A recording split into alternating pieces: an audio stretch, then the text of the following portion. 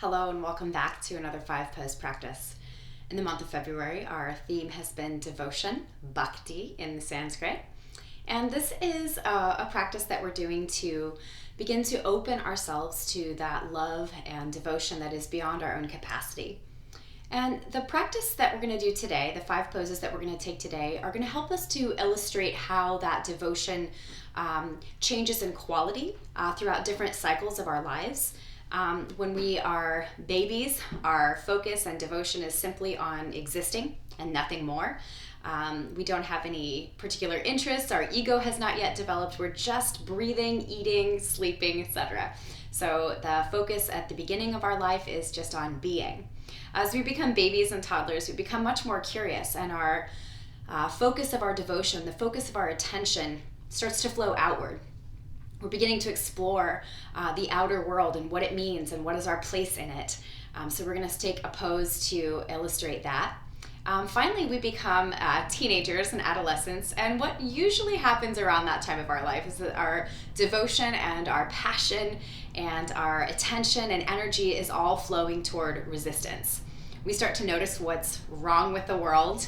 We start to notice the ways that we were brought up as opposed to the way that other people's families are. And we begin to fight and push against all of that. And I think this is, while somewhat unpleasant at times, both as the teenager or as parents or loved ones to these teenagers, it's a really necessary step in finding what we are. We have to discover what we are not and to move past the limitations, to resist and push back against the boundaries that are placed upon us. And so that will be our third pose. We'll move from there into our downward facing dog. And this pose will represent for us the way that our devotion shows up through our later adulthood. When we discover the ways that by surrendering rather than resisting, by keeping a balance of our outward focus and inward focus, we move into that sort of sage or crone or wise person portion of our lives. So we'll take the fourth pose there. And then for our 5th pose, at our 5th pose practice, we're going to move into a pigeon pose. This will help us to sort of move into that place of fully transcending the individual self. This happens, of course, at the point of yoga practice is to reach this stage called samadhi, which is to become one with that love or that devotion or those divine qualities. We become emerged from and merging ourselves back into that wholeness, that completeness, that divine self. And so we're going to take that final pose of our 5 to embody what it means to fully let go, to surrender, to expand and move past our individuality and merge with that wholeness. So our 5 poses for today are going to be child's pose and seal pose, which a cobra or a sphinx pose could substitute there depending on your body. Our next pose will be plank to represent the teenage years and resistance and pushing against. Then we'll find downward facing dog and finally pigeon. So let's begin our practice together. So our first of 5 poses is going to be that child's pose. This is going to help us get back into that beginner's mind where our focus, our devotion is all flowing not toward any specific end, but simply on being. Seems like a good place to start. So let's find our way into child's pose. And since we're going to hold our poses for a little while in this first pass through each of the 5, feel free to take a supported version of this pose. If it's comfortable to sit back on your heels, feel free. You can also use some kind of stack underneath your hips to lift the hips up a little bit. But before we come all the way into the pose, bring your hands in front of you to the floor, tuck your chin into your chest, kind of push away the shoulder blades from the back and the center of the heart. Feel a sense of lift there, and then begin to walk your body down. Now perhaps we find the forehead resting on the mat and arms kind of softly reaching up towards the top of the mat. An alternative to this pose could also be to bring the hands down by the ankles and just allow the upper arms to rest on the thighs. Feel free to have the knees closer together or wider apart, depending on what is most comfortable for your body. As you settle into your child's pose, see if you can connect to the way that this pose is shaped sort of like a seed. Everything is compressed. Everything is inside its safe little shell. There's nothing to do here, no movements to make. A simple focus on the inward experience and breath. See if you can feel in this seed-like shape the humility of the acorn before the oak, and yet the containing of that mighty oak tree within the acorn itself.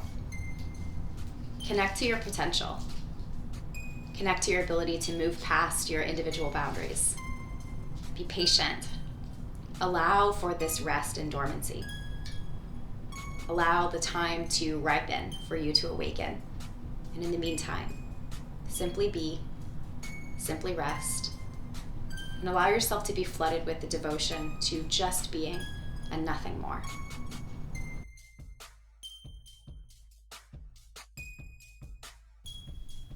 When it's time to come out, just bring your palms right underneath your shoulders. Gently apply a little pressure to the floor. And then just walk your hands forward. This might mean allowing the elbows to drop down to the mat itself, lifting up into sort of a low table pose, and then walking your legs toward the back of the mat, allowing the pelvis to come down towards the floor. Now toes can remain tucked here, feet can be flat on the floor, and there can be any distance between the ankles, whether wide or narrow here. Just gently rocking the hips side to side. And again, this pose could look like Sphinx pose, where we remain here on the forearms.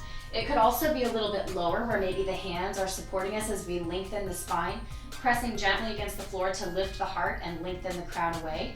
Or arms could come more towards the top of the mat and straighten this way.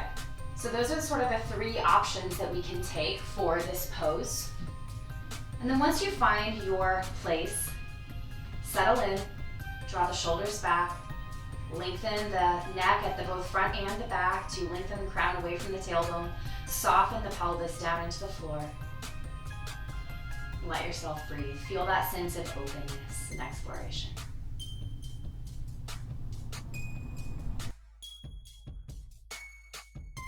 In this pose, start to feel your heart expanding forward.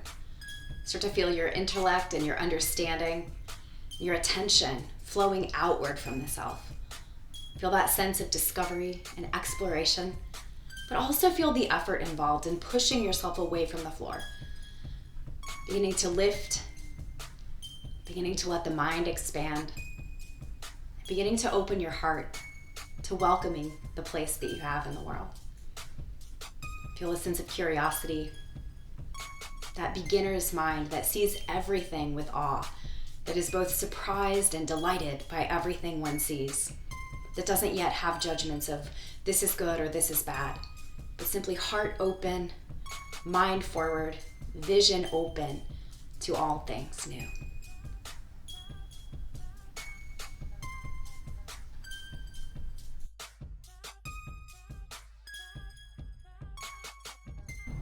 Again, when it's time to release the pose, simply let your hands or arms walk your way down. We're going to press the palms down underneath each shoulder, drawing the feet a little closer together. Pressing into the floor, into the hands. Feel that resistance beginning as we press away from the floor to lift the pelvis off the floor. Now the knees might stay down on the mat, or we could lift the knees away from the mat for a plank position. Whether your knees are down or up, the main thing is keeping the spine long and straight, very neutral, but feeling pressure against the floor, kind of pushing away from the way that gravity is pulling you down, just pressing against that, finding that resistance, rejecting that which is not truly who you are. Feel free to lift and lower the knees at will throughout the holding of this pose. This is the most challenging pose we'll take today. Feel the resistance. Feel the earth wanting to pull you close. Feel gravity drawing you to that larger body. And feel yourself pushing against it. See if you can keep that elongation through your spine. See if you can create that sense of engagement in the core and the abdominal area. This part of us deals with willpower, and we feel this almost like hardening, as if to protect us, as if to allow ourselves to make our own choices and to be in control. Keep breathing smoothly here. See if you can take this resistance and passion and drive and allow it to broaden you. Allow it to help you feel the lessons of challenge, help it feel you, feel the hard work of discovering your identity, of trying to create some kind of separation between yourself and your family, yourself and your culture, yourself and the religion of your upbringing, whatever it might be that you have resisted against during your teenage years and during other times of your life where you've had to kind of resist or push something away. Feel how this strengthens you. Feel how it empowers and prepares you for peace later in your life. If your knees are lifted here, go ahead and drop your knees down to the floor. Make sure both sets of toes are tucked. And then we'll transition into our downward facing dog, moving into the next phase of our life, of our late adulthood.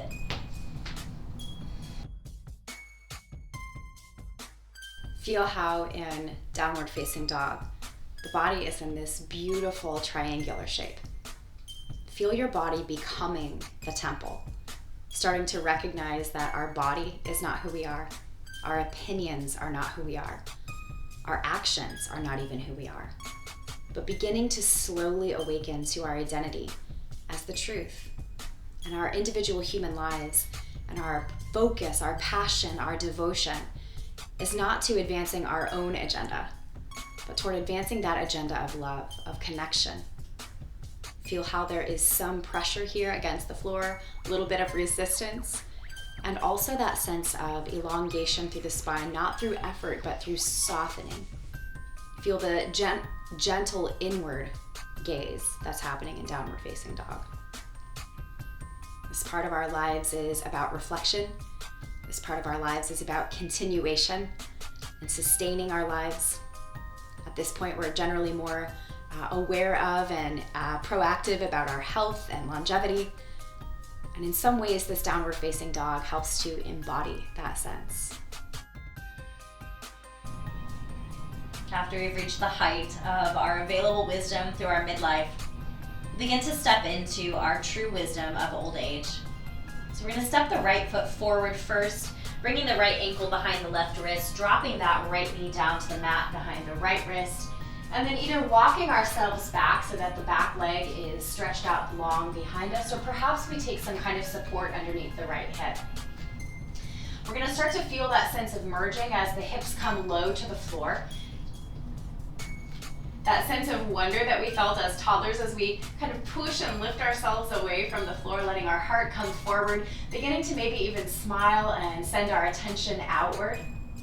We feel that sense of resistance as we press against the floor that's drawing our heart back down.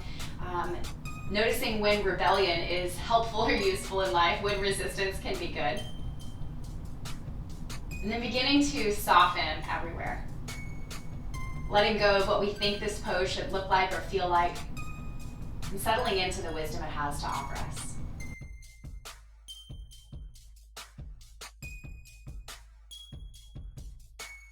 In this fifth and final pose, we've moved through pure being, pure potential. We've moved into discovery and through curiosity and learning. We've learned resistance and how to push back against those things that try to define us externally. We've surrendered ourselves to the sustaining of our lives, to allowing our lives to be our legacy. And now in this final pose, we begin to transcend all individuality. Start to feel your sitting bones and your pelvis start to sink downward into the floor, that merging of the individual body to that greater body of the earth. Feel that same sense of openness and curiosity that we had as toddlers happening here in the chest as you open and expand. Feel that little bit of resistance and pressure in your hands or in your forearms pressing against the floor to increase and strengthen that opening or that lifting. Feel how this pose can help you to embody your wisdom, your surrender, and to embrace your true identity. Feel that divine love, that bhakti flowing through you as you breathe, as your spine elongates, as your heart opens, as your hips sink low. Feel that sense of merging, connection, union, and love. One more breath like this. And as we exhale, let's start to walk the hands forward, maybe dropping down to forearms or just letting the chest be a little bit lower. And then starting with the chin, we're going to drop it into the chest. Then moving to the heart, beginning to lift the heart a little bit, and then softening the hips back down. That more internal gaze. Pairing with that merging that's happening in our hips, that heaviness of our human experience. Beginning to look more inward than outward. Graduating from external stimulus to the internal joy that is the divine within us. Recognizing in ourselves what we have maybe seen of goodness in the world, in other people, and in other situations that are external, now beginning to see that same goodness reflected within.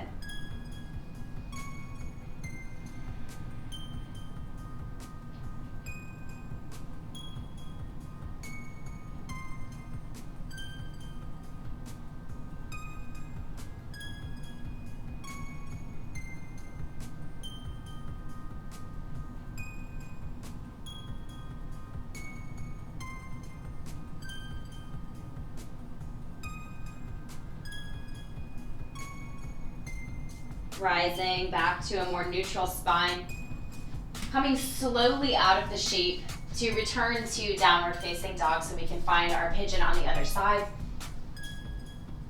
Taking a breath or two here.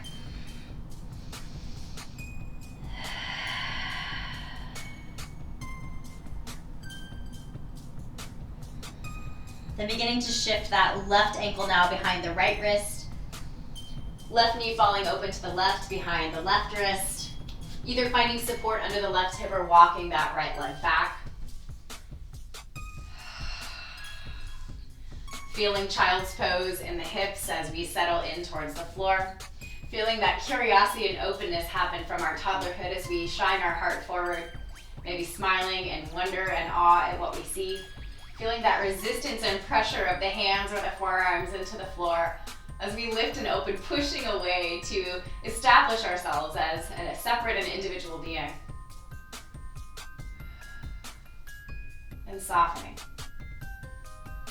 Letting go of whatever it means to be individually who we are. And beginning to settle into the wholeness that is our true identity. Taking these first few breaths, embracing all the past experiences that we've had in our life cycle so far. Getting ready to find that Maha Samadhi, that total union. Beginning to let go of the individual self.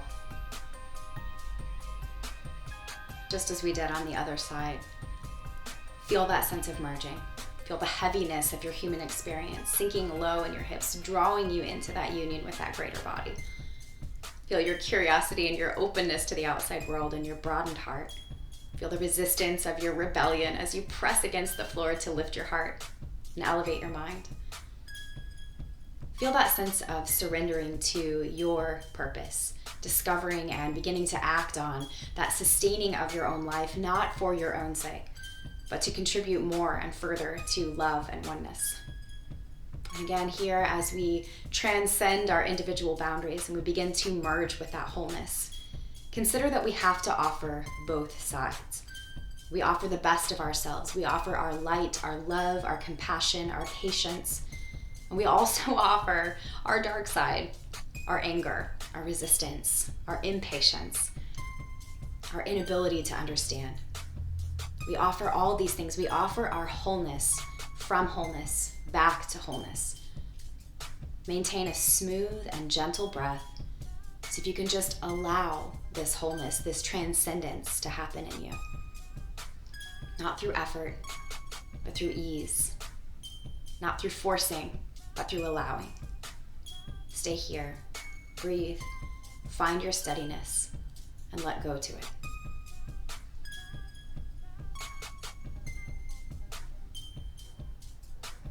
And we'll accomplish this by either walking the hands a little further forward, or perhaps dropping down to the elbows, drawing the chin in towards the chest for that internal gaze, releasing external stimulus, external reward, and beginning to seek that wholeness within ourselves. Expanding the back of the heart by lifting and pulling the shoulder blades away from center, softening into the hips, letting go of our individuality. allowing the wisdom of this pose and the wisdom of the accumulation of our life experiences to help us reach that ultimate wisdom.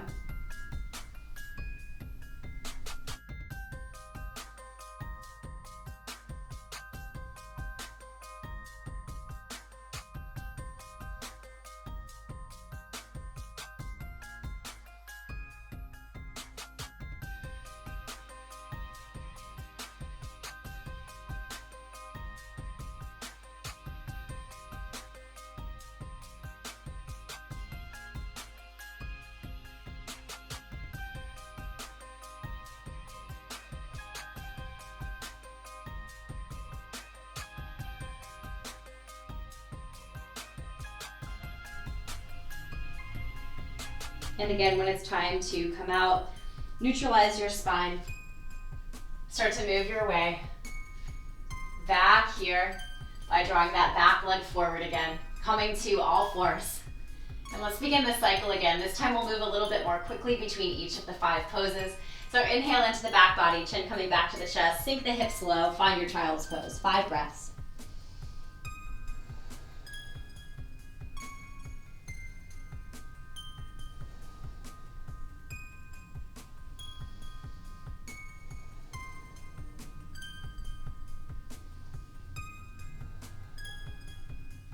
Rising back through table, walking the legs back, walking the heart forward and towards the floor. Find either cobra, sphinx, or seal pose here, opening your heart, beginning to shift your devotion, your passion, your interest outward, embracing the whole world, finding that sense of awe and wonder. 5 breaths.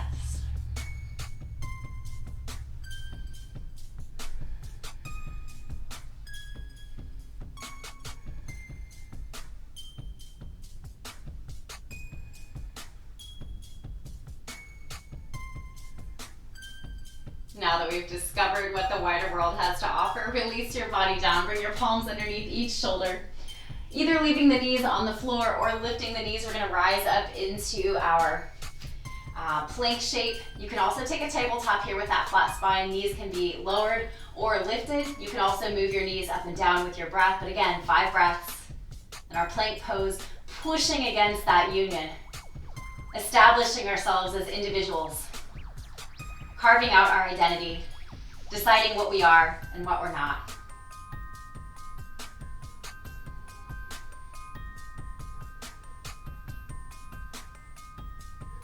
At the end of that 5th breath, either dropping knees to the floor first or lifting from plank into downward facing dog, find your way to that later stage of life where we've begun to feel the balance of surrender and effort.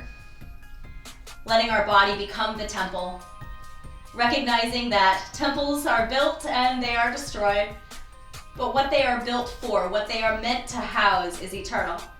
Starting to recognize the signs of our own mortality and doing what we can to prolong the life of this temple, to keep it clean and to keep it an appropriate place to house the divine. 2 more breaths.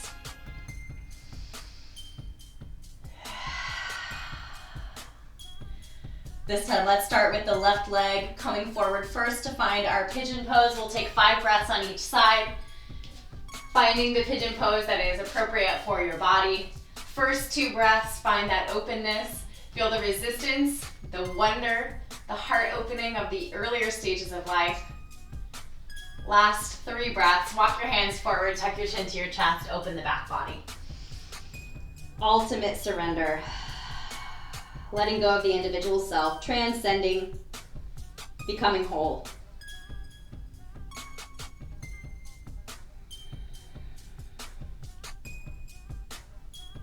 After your 3rd breath here in this more humbled pigeon pose, rising back to our neutral spine, briefly moving through downward facing dog so that we can find our other side. Remembering how important it is to offer our best and our worst, our darkness and our light, our achievements and our failures. This time, right foot comes forward to find pigeon on this side. Right knee falling open to the right ankle behind the left wrist. Finding support either from a prop or from the floor. Hips are level, feel that sinking down.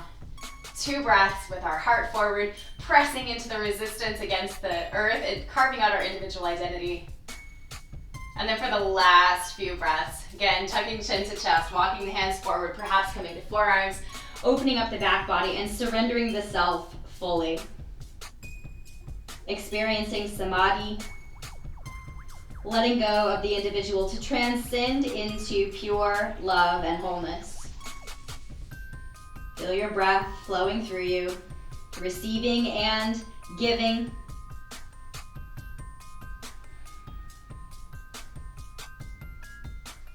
And after your last breath here, we'll transition back briefly through our tabletop shape. We'll take one more round of these 5 poses. So as you come back to table, inhale into the back body, tucking the chin. Exhale into child's pose. Just 3 breaths in each pose this time. Feel the potential that you are. Feel that oak tree inside the acorn. Feel everything within you that you need to survive this life.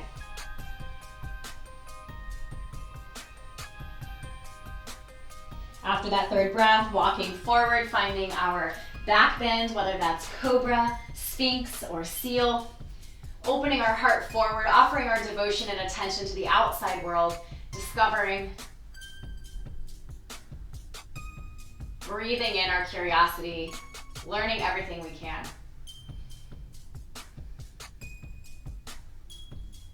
After your 3rd breath here, we'll move into our adolescence. We'll begin to resist. So bringing the hands underneath the shoulders, pressing up with knees down or lifted here for your plank pose. Push away from that integration.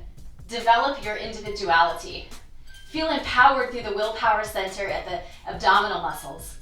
And on that 3rd exhale, either dropping the knees first or rising straight into downward facing dog. 3 breaths here. Acknowledging ourselves as a temporary vessel, the temporary temple for the divine. Keeping our breath flowing to create longevity.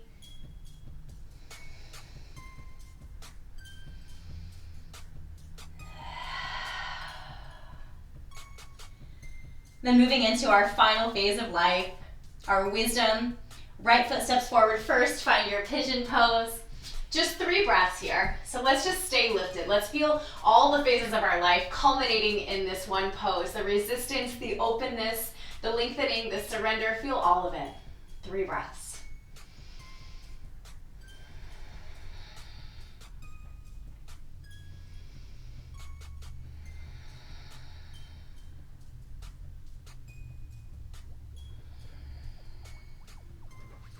Gently, carefully, respectfully moving back through downward facing dog to find our opposite side pigeon, lifting up into down dog. And then bringing the other leg forward, remembering to offer both sides of ourselves, our best and our worst, all the experiences of our life in total. Heart lifted, pressure against that individuality, sinking down and merging through the hips. 3 breaths here.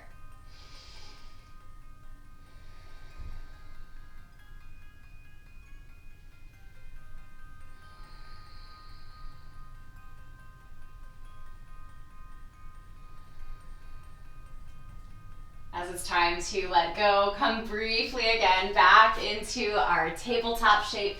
Send your knees out to one side, come back to a seated position. And let's see if we can feel all the phases of our life cycle, all the ways our devotion has flowed. Feel that humility in the hips as you sink down. Feel that embodiment of child's pose, just being.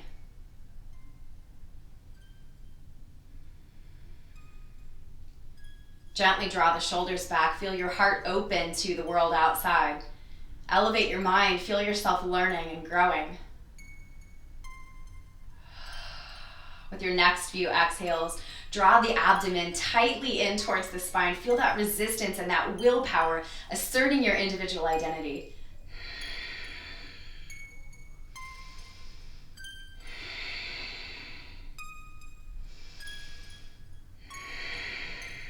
Then soften all efforts. Let go of any form. Close your eyes. Feel your connection to all things, embracing the ups and downs of your life, the dark and the light, the good and the bad, and begin to offer that wholeness to wholeness. Offer the love and the wisdom within you to the source of that love and wisdom. Take 2 more breaths here.